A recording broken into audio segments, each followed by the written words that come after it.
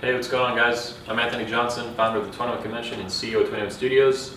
Today I'm here with the founder of Chronology, formerly the Primal Professional, Mountain Evan Chang. And yes, that is his real name, and yes, I asked him. That's a fucking awesome name. How's it going, Anthony? Good, man. Good to have you here. Yeah, love being here. And yeah, specifically, guys, we're in Orlando, Florida, downtown, at the Under 21 Convention 2016 of Orlando, Florida. Mountain's been here at the event, having a great time, and it's really great to have him. Indeed, it's been a great time. I gotta tell you, Anthony, like this event that you put on, Yeah. I've been to a couple other events, but this one is just so damn intimate. Yeah. Like being able to talk to you, talk to all the other participants, all the other speakers. I really love it. You guys should check it out. That's cool you put it that way too, because that's actually part of the design. So I wanted to ask you, like I mentioned earlier, about the design of the shoe, but the way I design the events is intimate. That's why I actually have caps on the attendance. We usually hit it, we get close sometimes, but actually keeping it intimate on purpose because it creates that quality that you're experiencing now. So badass that you noticed that. I feel appreciated you saying that. Yeah. So you wanted to talk about the design of the shoes? Well, actually, let me just put this out there too. Guys, this is like both an interview with the founder of Chronology, formerly the Primal Professional, also like a review of the shoes. I got them myself just a few weeks ago. He sent them over and they've been awesome. First, I wore them around my house because I was afraid to damage them before the event. I was so paranoid because they're so awesome. I was telling Anthony you don't need to worry about damaging them because with full grain leather, if you get a scuff in them, you just bring them to your local cobbler and for like $12, they'll put on some wax and they'll buff out the scratch and the shoes will be shiny and new. As you might have guessed, I've never owned shoes this nice before, so I'm learning as we go. But yeah, it's good to know that. And I've dinged them up a little bit at the event, but yeah, I'm not worried. So thanks to you telling me. Yeah, no problem. So guys, before you even get into looking into the shoe and the design of it, also the shoes have been, I was telling him earlier, it's funny, right? I feel like I'm on a Wheaties box saying this, but the shoes have, seriously, the shoes have really helped me at the event. Every year at the convention I wear some sort of barefoot shoe, Vibrams, Vivos, things like that. But these shoes, A, have everything ergonomically that I need for my feet to be healthy with them, and help my knee. I have a really bad knee, probably didn't know that. No, I didn't. It has severe arthritis, and it causes a lot of problems at the events. I'm getting a major surgery on it later this year, twice. It'll be the total of 3 surgeries in the end. I never would have guessed because you have such a confident gait. Yeah, thanks. Yeah, I got the Kevin too 9 years ago. How does this guy walk like that? But yeah, my knee's actually really dinged up. But barefoot shoes help a lot, including these. And so being at the event with these shoes allows me to be healthy and biomechanically correct with my feet, and also wear really good looking shoes that are really high quality at the same time. Vibrams and Vivos are pretty cool, but these are way above and beyond. In my view, like you said, these are the best dress shoes in the world. Followed closely by probably the Vivos, right? The Libsons, they call them or something? Lisbon's, yeah, named after a Portuguese city that it's probably made in. But these are better, so you should get these. So the design of the shoe, one of the things, probably the main thing I noticed right away is that, and reading about them and then getting them and feeling them and opening them when I got them and then using them now, is everything has a purpose. And with design philosophy, like I talked about the events and the intimacy of it, everything having a purpose to me screams like really, really good design philosophy. So can you talk a little bit about that in terms of the tree shoes, the material you use, the elastic laces, which are really cool, the bag, everything has a purpose. So can you speak to that? Yeah, sure. Let me talk about first our very proprietary thing, which is the fact that the shoes, they look like they have a heel, right? Like if I put my hand here, it looks like there's a heel to it.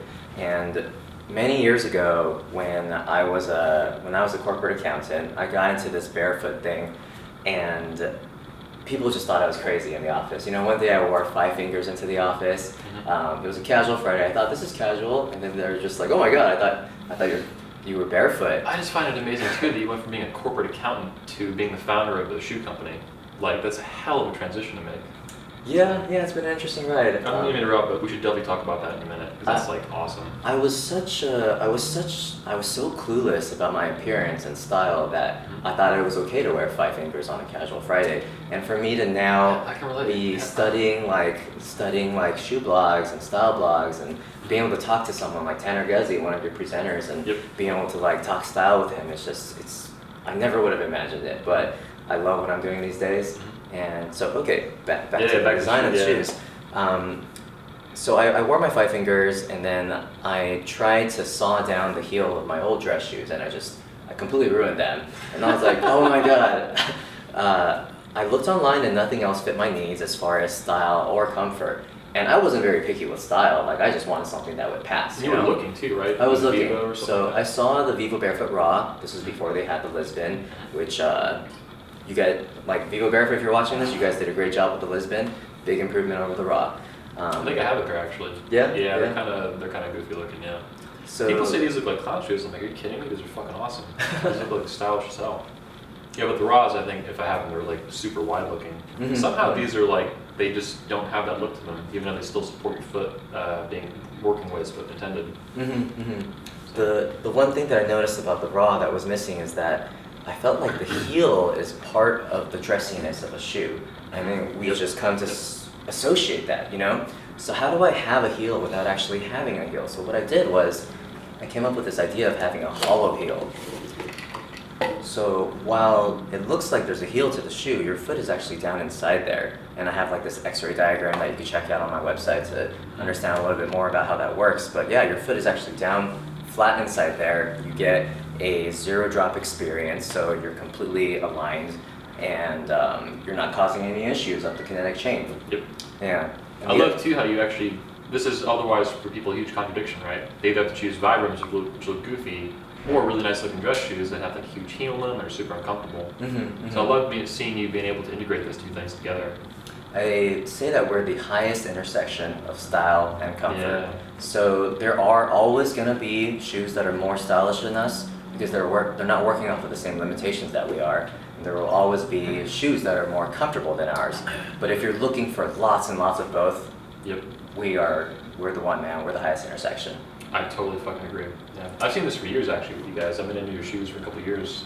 It wasn't until recent I bought them though, or got with you about them. Mm-hmm, mm-hmm. So. And I've heard about your work for years. Ever since Richard Nicolai spoke at your event, I was like, oh, this looks really interesting. Yep. Yeah.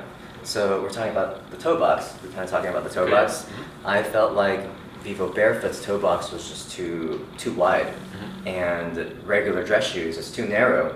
So what I did was I figured out where are my toes. My toes are right here and right here. So I made that part of the shoe nice and wide. So like you're wearing the shoes right now, you can wiggle your toes, right? Yep. You can spread them and stuff. Yep.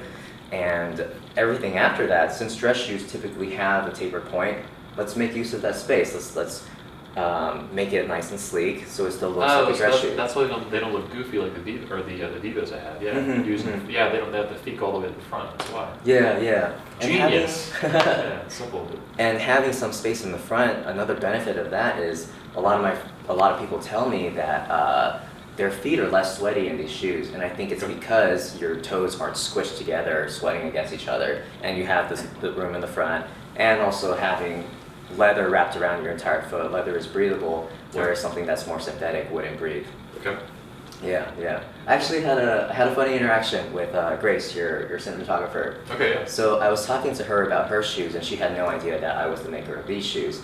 And I was like, hey, what do you think of Anthony's shoes? And she's like, oh, like it's kind of like it's all right because it's like totally flat, but I don't like how your toe box is like squished together, and you're not getting that like individual toe articulation. And she was, I let her kind of like pitch me on the Barefoot thing because she didn't know who I was.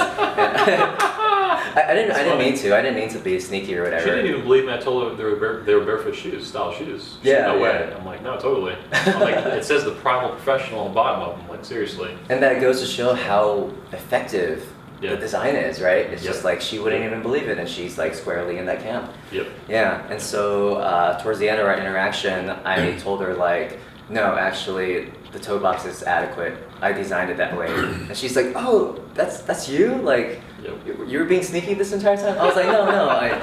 I just really liked having you pitch me on the Barefoot thing because usually I'm pitching other people. Yep. So she told me some stuff that I hadn't really thought of before. Yeah. So one of the things she mentioned was when you're up on a heel, it kind of activates a fight or flight response. Okay. Because when you're up on a heel, it's kind of like if you run track, you're kind of like on the racing block. You're pitched forward and you're ready to like do battle. So that's being in that position is kind of like too stressful to be in all the time. Yeah. You want to be, relaxed and level.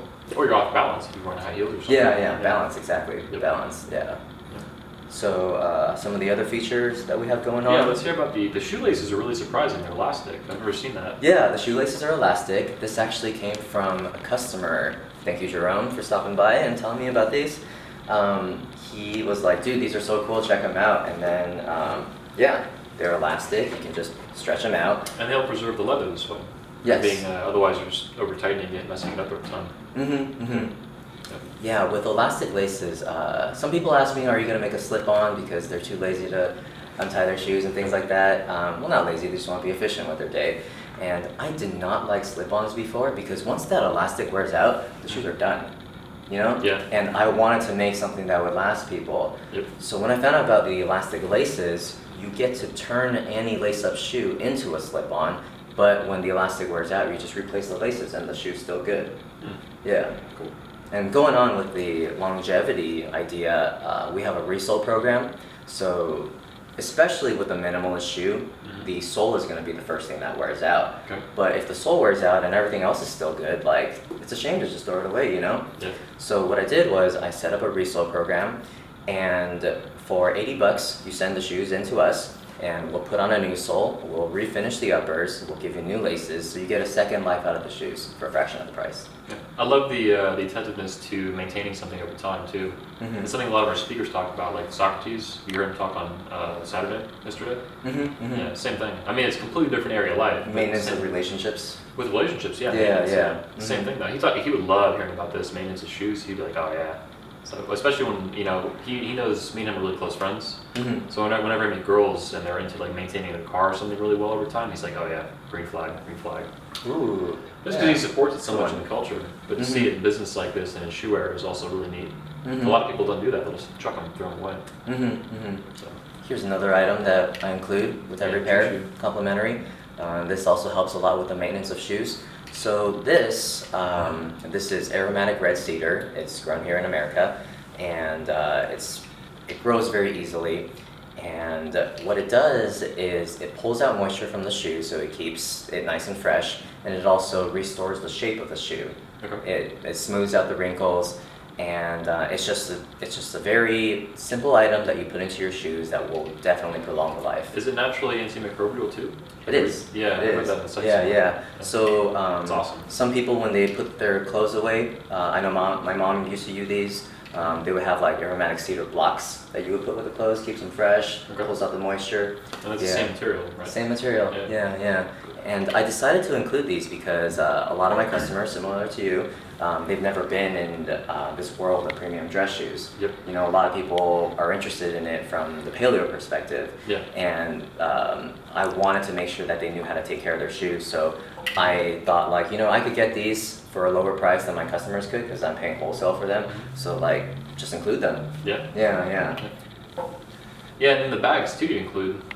yes, the bags too. Anything in particular with those?